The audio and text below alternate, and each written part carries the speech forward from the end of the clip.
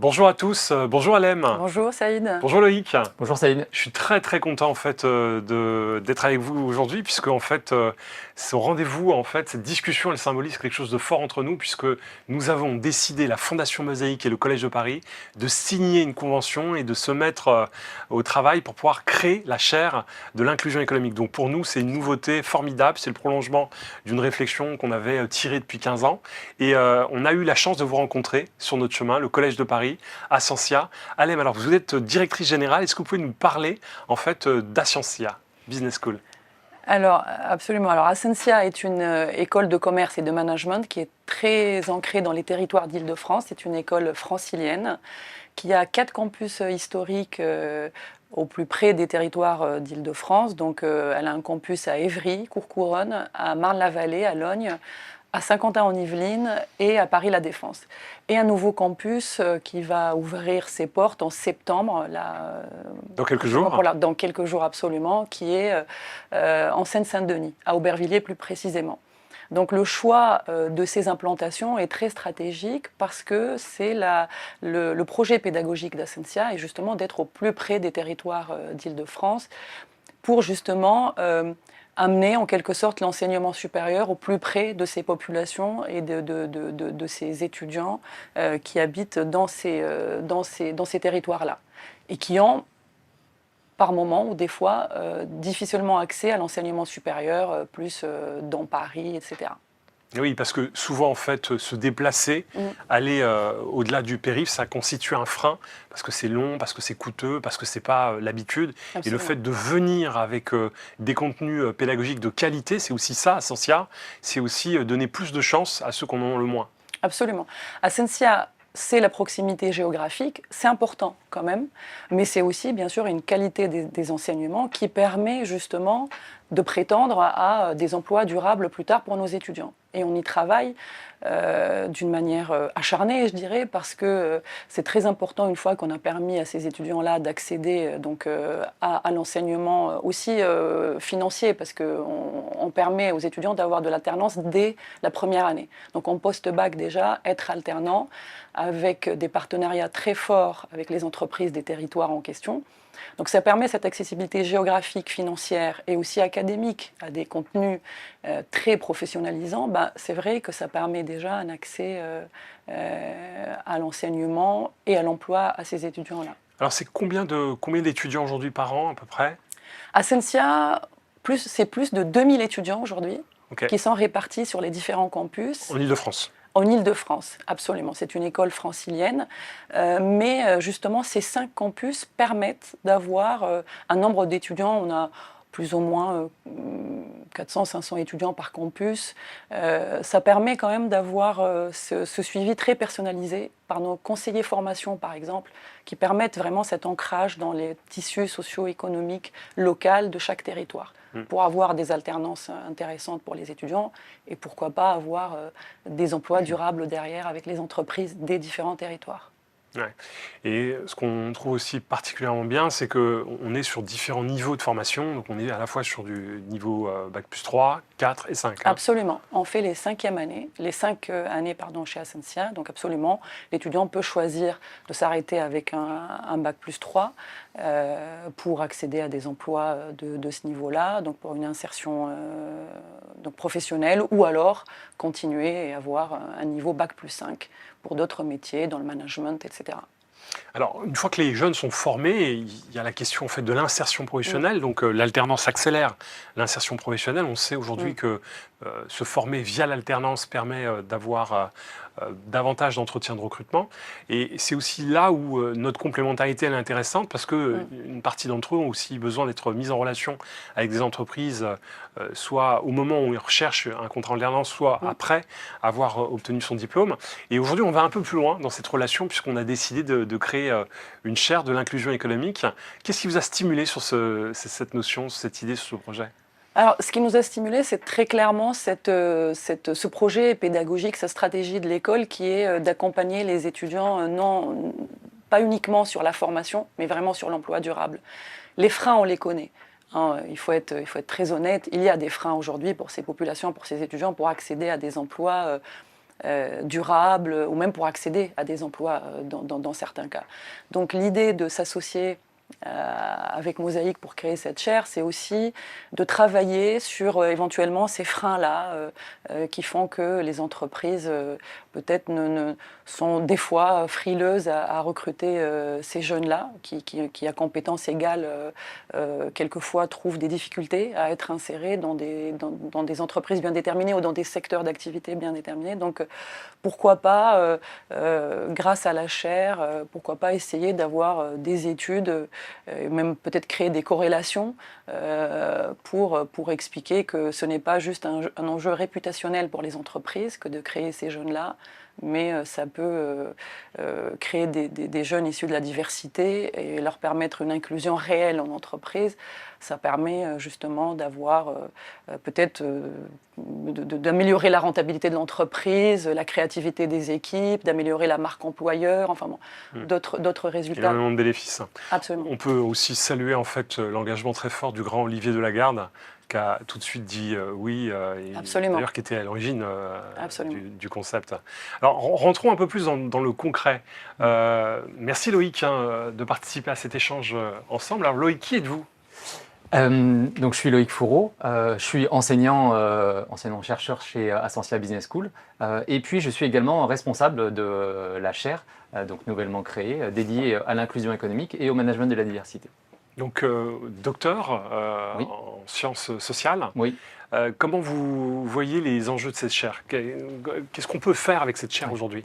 Alors déjà peut-être pourquoi effectivement cette chaire sur ce sujet de la diversité, qui est un sujet qui est très porté.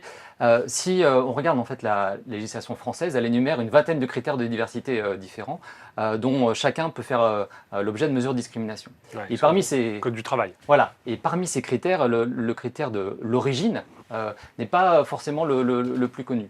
Peut-être déjà parce que l'origine, c'est une notion qui est assez vaste. On parle d'origine géographique, d'origine ethnique, d'origine sociale, d'origine culturelle.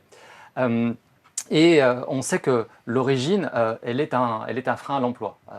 On en parle, mais est-ce qu'on sait vraiment le mesurer ? Alors, on sait le mesurer de plus en plus parce que déjà, on a arrêté de croire qu'il était interdit de mesurer la diversité d'origine en France. C'est possible à certaines conditions. Et donc, on commence à avoir des chiffres et on commence à un peu mieux mesurer l'ampleur du phénomène. Typiquement, quand on parle de diversité d'origine, on sait, c'est un rapport de la Cour des comptes de 2022 qui nous l'indique, que les titulaires de Bac+2, issus des quartiers prioritaires politiques de la ville, ont un taux de chômage 3 fois plus élevé que dans le reste de la population.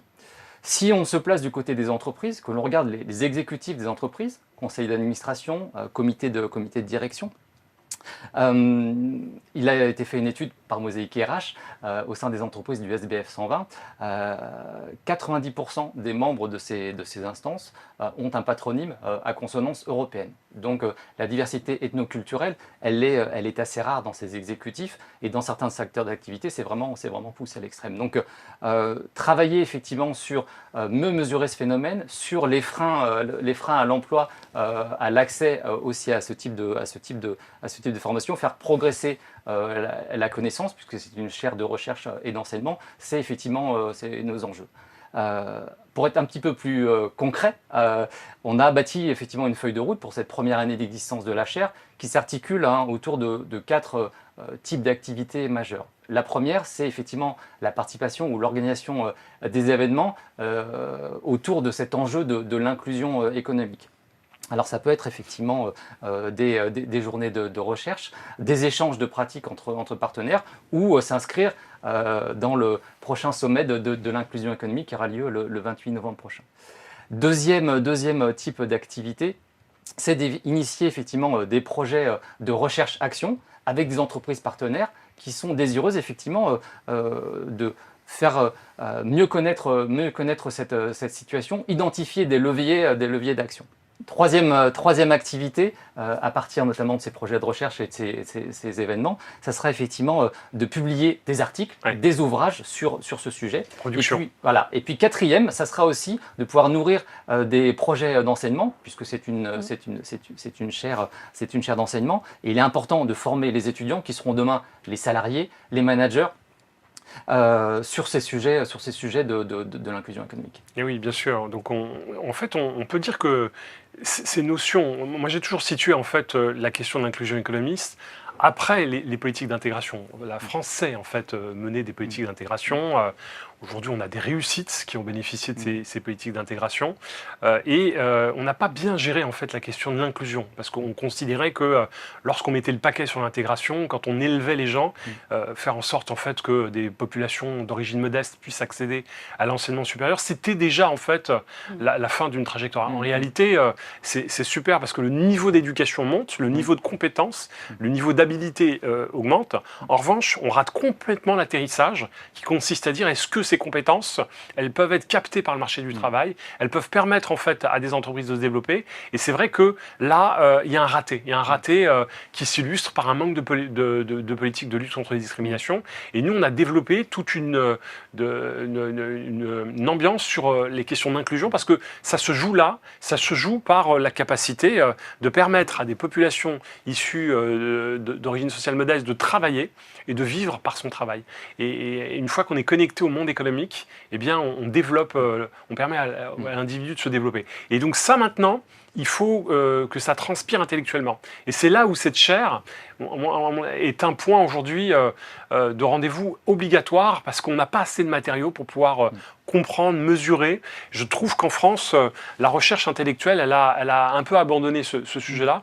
Et on est ravis de faire ça avec le Collège de Paris, avec vous. Donc, longue vie à cette chaire d'inclusion économique. Alors, tout à l'heure, vous évoquiez la question de recherche-action au sein des entreprises. Comment ça peut se traduire concrètement ? Alors, les entreprises peuvent être partenaires de la chaire parce que déjà en elles-mêmes, elles présentent un terrain de recherche qui est formidable pour la chaire et ses chercheurs. Donc, soit parce qu'elles ont une problématique ou une question sur ces sujets-là, soit parce que effectivement la chaire peut apporter à elle-même une problématique sur laquelle l'entreprise souhaite s'associer. Et pour l'entreprise, les entreprises partenaires, c'est l'occasion derrière de effectivement pouvoir bénéficier des enseignements de la chaire. C'est un réseau d'échange avec d'autres partenaires et d'autres entreprises engagées sur ce sujet. Et c'est la possibilité aussi de bénéficier des meilleures pratiques et des pratiques effectivement les plus innovantes à la matière.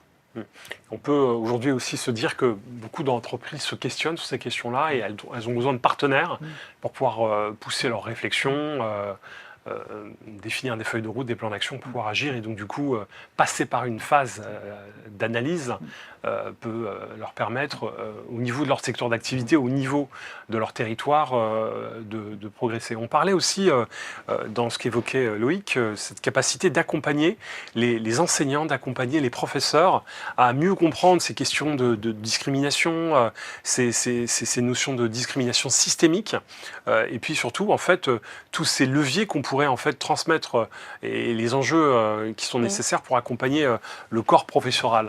Comment vous imaginez en fait travailler sur ces sujets-là Par la formation du corps professoral en lui-même, c'est vrai que ces sujets sont très, très importants, un peu touchy, un peu des fois difficiles à aborder dans des salles de classe, mais c'est vrai que les professeurs à Ciencia, déjà ils sont face à ces questions-là, de par la population qu'ils ont en classe. À Ciencia, c'est 14% à peu près d'étudiants qui viennent des quartiers prioritaires des villes dans lesquelles elles sont implantées. Et puis, par la formation donc, des enseignants eux-mêmes, on a des cycles de formation sur ces enjeux-là pour les formateurs. Puisque l'inclusion, on a parlé des origines sociales, mais c'est aussi les personnes en situation de handicap, plus tout le reste. Donc il est vrai que la formation est un enjeu pour nous important, pour nos formateurs, puisque former aussi nos étudiants qui sont aujourd'hui étudiants, mais demain probablement les managers de demain eux-mêmes. Donc c'est important qu'ils puissent être très familiarisés et à l'aise avec l'inclusion et la diversité, avec ces notions-là. Il y a aussi en fait des matériaux qui pourront être source d'alimentation au niveau des pouvoirs publics, aux acteurs des collectivités locales. Il y a aussi probablement un enjeu aussi pour pouvoir les accompagner, non ? Alors, c'est vrai que c'est le monde socio-professionnel au sens large. On a parlé des entreprises qui peuvent être partenaires, un certain nombre aussi d'associations, hein, et auprès de Mosaïque, il y en a un certain nombre qui effectivement travaillent avec vous. Et puis les pouvoirs publics, hein, et pas uniquement en tant que financeurs, mais les pouvoirs publics effectivement peuvent être aussi un moyen de faire bouger les choses en s'associant à ce type d'initiative. Super. Bon, bah écoutez, merci à vous d'avoir accepté de venir partager vos convictions. Merci à vous. Souhaitons une longue vie à la chaire de l'inclusion économique. Et puis, promettons à toutes les parties prenantes qu'on apportera des nouveaux matériaux à discuter dans quelques temps. Absolument. Merci à vous. Merci Saïd. Au revoir. Merci, au revoir.